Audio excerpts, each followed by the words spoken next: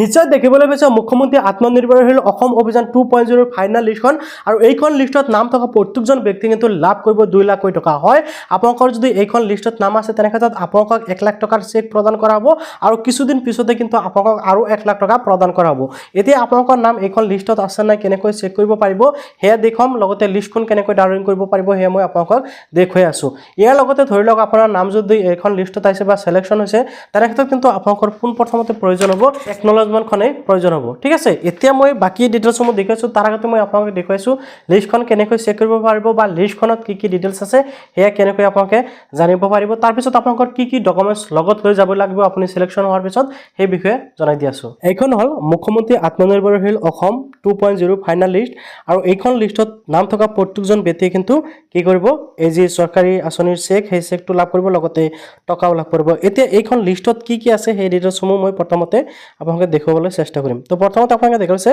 CMAA 2.0 distribute 2026-01-30 and আপোনালোকে দেখিবলৈ পাইছে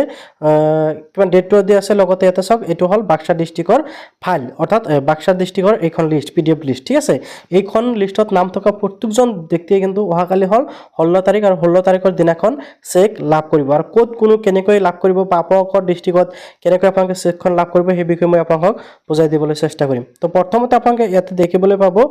সিৰিয়াল নাম্বাৰ আছে। ঠিক আছে, সিৰিয়াল নাম্বাৰ আছে, তাৰপিছত ARN নাম্বাৰ, অৰ্থাৎ ARN নাম্বাৰ হল এপ্লিকেশন ৰেফাৰেন্স নাম্বাৰ। আপোনালোকে যে এপ্লিকেশন কৰিছে এপ্লিকেশন কৰাৰ সময়ত কিন্তু এখন ৰেফাৰেন্স নাম্বাৰ আপোনালোকক দিয়া হৈছিল। তাৰপিছতে আছে এপ্লিকেন্ট নেম, এইটো হল আপোনালোকৰ নিজৰ নাম, আপুনি যে এপ্লাই কৰিছে আপোনালোকৰ নাম ইয়াতে থাকিব লাগিব বা আপোনাৰ নামটো ইয়াতে শো কৰিব। দেন আপোনালোকে তাৰপিছত দেখিব লাগিব ইয়াতে ডিস্ট্ৰিক্ট আছে, ডিস্ট্ৰিক্ট থকাৰ পিছত ইয়াতে আপোনালোকে দেখিব পাইছে LAC অৰ্থাৎ বিধানসভা সমষ্টিৰ নাম। তো আপোনালোকে দেখিব পাইছে বাক্সা মানাস এনেকৈ আপোনালোকৰ যিটো সমষ্টি আছে সেই সমষ্টিৰ নামটো আপোনালোকে দেখিবলৈ পাব। তাৰপিছত ইয়াতে আছে এড্ৰেছ, এড্ৰেছটোত আপোনালোকে ভিলেজ দেখিবলৈ পাব। দেন আপোনালোকে ইয়াতে কিন্তু পেন কাৰ্ডৰ নাম্বাৰ আপোনালোকে দেখিবলৈ পাব। ঠিক আছে, পেন কাৰ্ডৰ নাম্বাৰটো প্ৰত্যেকজনৰ থাকিব। তাৰপিছত ইয়াতে আছে চিভিল স্কোৰ। ঠিক আছে,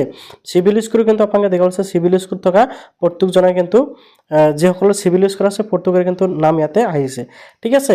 তো ইয়াতে চাওক এটা বস্তু আপোনালোকে মন কৰিব যে কিছুমানকে কি হৈছে যে চিভিল স্কোৰ 0 টকা হ'লেও সিলেক্ট হৈছে। হয়, এইটো সিলেক্ট হোৱাৰ কাৰণ আছে, এইখিনি কথা মই আপোনালোকক এতিয়া জনাবলৈ বিচাৰিছোঁ। ধৰি লওক আপোনালোকৰ চিভিল আছে কিন্তু বেয়া, মানে পুৰ চিভিল, তেনে ক্ষেত্ৰত আপোনালোকে চৰকাৰে ভাবিছে যে নহয় আপোনাৰ কাম নাই বা আপুনি লোন লৈ লোন ঠিকমতে দিয়া নাই বা ৰিটাৰ্ণ কৰা নাই, তাৰ বাবে আপোনাৰ চিভিলটো বেয়া হৈ আছে। বাট আপোনাৰ চিভিল যদি 0 তেনে ক্ষেত্ৰত আপুনি ভাবিব বা চৰকাৰে ভাবিছে যে আপুনি এতিয়ালৈকে লোন লোৱাই নাই, আপুনি নিউ বা ফ্ৰেছ বুলি আপোনালোকক ধৰা হৈছে, যাৰ বাবে আপোনাক ইয়াতে সিলেক্ট কৰা হ'ব বা সেইসকলক সিলেক্ট কৰা হ'ব। তো ইয়াতে চিভিল কিন্তু অলপ ভিত্তি কৰিছে, চিভিলৰ ওপৰত ভিত্তি নকৰা নহয়, চিভিলৰ ওপৰতো ভিত্তি কৰিছে। তাৰপিছত দিব্যাংগজন, তাৰপিছত দিব্যাংগ মানে যদি আপোনালোকৰ কলা কৰা যিসকল আছে সেইসকলৰ ক্ষেত্ৰত ইয়েছ বা নো। এতিয়া আপোনালোকে দেখিব পাইছে কাষ্টমাৰ ID আৰু আপোনালোকে দেখিব পাইছে হেকত দেখিব পাইছে কাউণ্টাৰ নাম্বাৰ। এতিয়া এই কাউণ্টাৰ নাম্বাৰটো কি, অৰ্থাৎ ধৰি লওক আপোনাৰ নামটো সিলেক্ট হৈছে, আপোনাৰ নামৰ বিপৰীতে ইয়াতে আপোনালোকে দেখিবলৈ পাব কাউণ্টাৰ নাম্বাৰ 4, 6, 1, 3, 2 এনেকৈ আছে। এতিয়া আপোনাক যে চেক প্ৰদান কৰা হ'ব, যিখন ঠাইত চেক প্ৰদান কৰা হ'ব সেইখন ঠাইত কেইবাটাও কাউণ্টাৰ থাকিব, অৰ্থাৎ যিহেতু একেলগে বহুত হাজাৰ হাজাৰ মানুহক চেক প্ৰদান কৰা হ'ব, যাৰ বাবে প্ৰত্যেকটো সমষ্টিৰ মানুহকে আকৌ ব্লক হিচাপত আকৌ কি কৰিছে সেইসমূহ ভাগ কৰিছে, ভাগ কৰি ব্লক হিচাপত সেইসকল মানুহক চিলেক্ট কৰা হৈছে যে এইকেইজন মানুহক এইটো কাউণ্টাৰত চেক দিয়া হ'ব, এইকেইজন মানুহক এইটো কাউণ্টাৰত চেক দিয়া হ'ব। সেই হিচাপত ইয়াতে কাউণ্টাৰসমূহ দিয়া হৈছে। আপোনালোকৰ নামৰ বিপৰীতে ইয়াতে কাউণ্টাৰো দেখিবলৈ পাব, আপুনি সেই কাউণ্টাৰত গৈ আপোনালোকৰ ডকুমেণ্টছখিনি দেখুৱাব লাগিব আৰু চেকখন গ্ৰহণ কৰিব লাগিব। তো আশা কৰিছোঁ আপুনি নিশ্চয় বুজি পালে। আপোনালোকে মোৰ হাতত যিখন লিষ্ট দেখিবলৈ পাইছে, PDF ফাইল দেখিবলৈ পাইছে বা PDF লিষ্ট দেখিবলৈ পাইছে, এইখন জাষ্ট বাক্সা ডিষ্ট্ৰিক্টত বসবাস কৰা মানুহৰ বাবে। এতিয়া আপুনি যদি বিচাৰে যে আপোনাৰ ডিষ্ট্ৰিক্টৰ PDF ফাইলটো লাগে বা লিষ্টখন লাগে, তেনে ক্ষেত্ৰত আপোনালোকে আপোনালোকৰ নিজৰ নিজৰ ডিষ্ট্ৰিক্টৰ নামটো কমেণ্ট কৰক, লগতে আপোনালোকে চেনেলটো মাষ্ট বি ছাবস্ক্ৰাইব কৰক। আৰু আপোনালোকে যিসকলে বাক্সা ডিষ্ট্ৰিক্টৰ পৰা ভিডিঅ'টো চাই আছে সেইসকলৰ বাবে মোৰ টেলিগ্ৰাম চেনেল আৰু হোৱাটছআপ চেনেলৰ এই লিষ্টটো দি ৰাখিছোঁ, আপোনালোকে তাৰ পৰা ডাইৰেক্ট ডাউনলোডিং কৰিব পাৰিব। আৰু আপোনালোকে সকলে মাষ্ট বি চেনেলটো ছাবস্ক্ৰাইব কৰি ৰাখিব এনেকুৱা ইম্পৰ্টেণ্ট আপডেটসমূহ পাবলৈ। এতিয়া ধৰি লওক আপোনাৰ নামটো সিলেকশ্যন হৈছে, তেনে ক্ষেত্ৰত আপোনালোকে কি কি ডকুমেণ্টছ লগত লৈ যাব লাগিব সেইখিনি জনাম।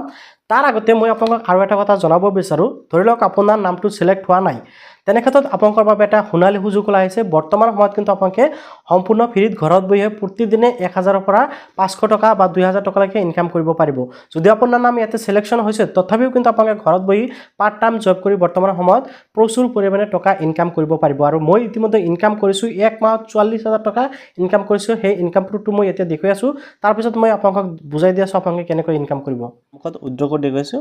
মই প্ৰফাইল অপশ্যনত ওপৰফালে ক্লিক কৰি দিলোঁ ইয়াতে ক্লিক কৰাৰ লগে লগে এনেকৈ লোডিং হ'ব এতিয়া চাওক ৱালেট বেলেঞ্চ যিটো অপশ্যন আছে ইয়াতে টিক লগাই দিয়াৰ লগে লগে আপোনাৰ কিমান টকা বেলেঞ্চ জমা হৈ আছে সেইটো ইয়াতে শ্ব' কৰিব মোৰ ইয়াতে 44,000 টকা 44,050 টকা জমা হৈ আছে ঠিক আছে এতিয়া জাষ্ট মই উইথড্ৰ কৰাৰ বাবে যেটো উইথড্ৰ মানি অপশ্যন আছে ইয়াতে ক্লিক কৰিব লাগিব ফাৰ্ষ্ট টাইম আপোনাক যেতিয়া উইথড্ৰ কৰিব তেতিয়া কিন্তু আপোনাকৰ বেংক ডিটেইলছ দিব লাগিব মোৰ কিন্তু অলৰেডি ইয়াতে বেংক ডিটেইলছ দিয়া আছে মই জাষ্ট ইয়াতে কি কৰিম উইথড্ৰ কৰিম আৰু উইথড্ৰ কৰাৰ বাবে তলত যেটো অপশ্যন আছে উইথড্ৰ মই উইথড্ৰ অপশ্যনত ক্লিক কৰি দিম ইয়াতে এমাউণ্টটো বহাব লাগিব যে আপোনালোকে কিমান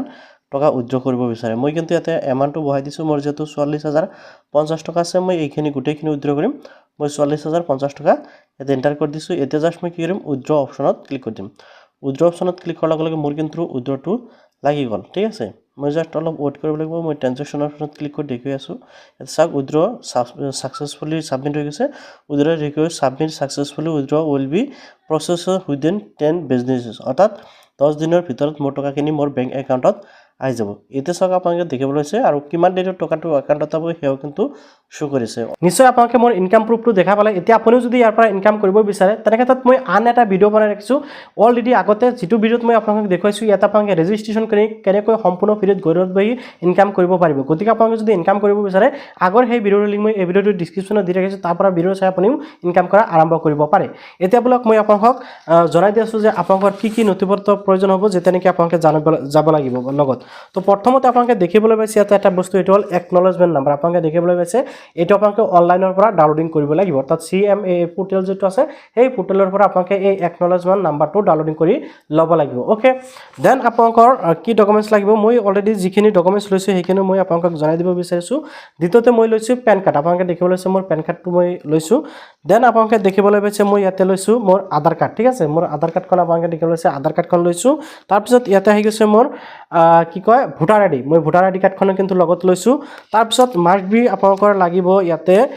এই যিখন বেংক পাসবুক এই বেংক পাসবুকখন আপোনালোকৰ প্ৰয়োজন হ'ব তো মই আপোনালোকক মোটামুটি এটা ধাৰণা দিব বিচাৰো এই হল আপোনালোকৰ মাষ্ট বি কি ডকুমেন্টছ লাগিব নাম্বাৰ 1ত আপোনালোকে যেটো আইডি কি কয় এই যিখন আছিল আপোনালোকৰ একনলেজমেন্ট ৰিসিভ আপোনালোকে এখন মাষ্ট বি সকলে ডাউনলোডিং কৰিব দেন আপোনালোকে আধাৰ কাৰ্ড পেন কাৰ্ড আৰু এই বেংক পাসবুক আৰু ভোটাৰ আইডি মাষ্ট বি আপোনালোকে এই কেইটা ডকুমেন্টছ লগত লৈ যাব ঠিক আছে তো আপোনালোকৰ ইমান ডকুমেন্টছৰ প্ৰয়োজন নহলেও আপোনালোকৰ বেংক পাসবুক পেন কাৰ্ড আৰু আপোনালোকৰ একনলেজমেন্ট যেটো ৰিসিভ মই আপোনালোকক দেখুৱালো এই তিনিটা কিন্তু আপোনালোকৰ মাষ্ট বি ৰাখিব অৰ্থাৎ বেংক পাসবুক পেন কাৰ্ড আৰু হল আপোনাৰ একনলেজমেন্ট নাম্বাৰ এই তিনিটা মাষ্ট বি লাগিবই লাগিব তো এই কথাখিনি মনত ৰাখিব এই ডকুমেন্টছ কেইটা আপোনালোকে লগত লৈ যাব এতিয়া আপুনি যদি ভাবে যে এই যি একনলেজমেন্ট নাম্বাৰ এই একনলেজমেন্ট নাম্বাৰটো কেনেকৈ ডাউনলোড কৰিব পাৰিম বা কৰিম বহুতে হয়তো নাজানিব পাৰে বহুতংকে জানে অলৰেডি সকলোৱে জানে ক'বলৈ গ'লে যদি আপুনি নাজানে তেনে ক্ষেত্ৰত আপোনালোকে কেনেকৈ ডাউনলোড কৰিব হেও মই এতিয়া জাস্ট 1 মিনিটৰ ভিতৰতে দেখুৱাই আছো একনলেজমেন্ট নাম্বাৰটো ডাউনলোড কৰাৰ বাবে মাষ্ট বি আপোনালোকে কি কৰিব এই পোৰ্টেলটোলৈ আহিব এই পোৰ্টেলটোলৈ অহাৰ পিছত আপোনালোকে এটো সাইডত লগইন অপশ্যনত ক্লিক কৰি দিব অৰ্থাৎ CM 2.0 যেটো পোৰ্টেল এই পোৰ্টেললৈ আহিব এতিয়া চাওক ইয়াতে আপোনালোকে অপশ্যন পাই যাব ইয়াতে চাওক আপোনাৰ মোবাইল নম্বৰটো বহাই আপুনি OTPৰ জৰিয়তে বা আপোনালোকে পিন কোডৰ আপোনাৰ যেটো পাছৱৰ্ড আছে পাছৱৰ্ডৰ জৰিয়তে আপোনালোকে ইয়াতে লগইন কৰিব মই জাস্ট লগইন কৰি নেক্সট স্টেপটো দেখুৱাই আছো আৰু সন্মুখত ডাইৰেক্ট এনেকৈ আহি যাব এতিয়া আপোনালোকে এনেকৈ দেখিবলৈ পাব জাস্ট আপোনাৰ যেটো নেকি মই একনলেজমেন্ট নাম্বাৰ দেখালো এখন ডাউনলোডিং কৰাৰ বাবে আপোনালোকে জাস্ট এই যেটো অপশ্যন দেখিবলৈ পাইছে ষ্টেটাছৰ তলত আপোনালোকে যেটো সাবমিট অপশ্যন দেখিবলৈ পাইছে এই সাবমিট অপশ্যনৰ ওচৰতে কিন্তু আপোনালোকে দেখিব পাব একশন অপশ্যন এটা আছে একশনৰ তলতে আপোনালোকে দেখিব পাব এটা ডাউনলোড এটা এৰৰ অপশ্যন দেখাইছে এই এৰৰ অপশ্যনত ওপৰত ক্লিক কৰিব ক্লিক কৰাৰ লগে লগে কিন্তু আপোনালোকৰ সন্মুখত এনেকৈ একনলেজমেন্ট নাম্বাৰটো আহি যাব আৰু ইয়াতে কিন্তু আপোনালোকৰ সকলো ডিটেইলছ আহি আছে তো জাস্ট আপোনালোকে ইয়াতে প্ৰিন্ট আউট কৰি ল'ব বা আপোনালোকে সেভ কৰি আপোনালোকৰ দোকানত গৈ আপোনালোকে যিকোনো কম্পিউটাৰ দোকানত গৈ আপোনালোকে প্ৰিন্ট আউট কৰি ল'ব পাৰিব